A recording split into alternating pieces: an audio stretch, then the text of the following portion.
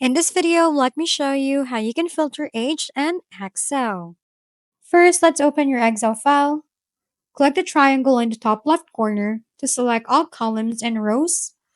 Then click the Sort and Filter button in the top right corner and choose Filters to enable filtering. Next, locate the age column and click the filter arrow. From the drop-down menu, choose Number Filters and then select Less Than or Equal to. In the custom autofilter window, ensure that is less than or equal to is selected from the age options and type 27 or any age you want to filter in the field next to it. Once you're done, click OK. The table will now display only the filtered results. And that's it for today's video. This has been your go-to channel for gaming content, Gaming Family. Don't forget to like, subscribe, and leave your comments below. See you on the next videos.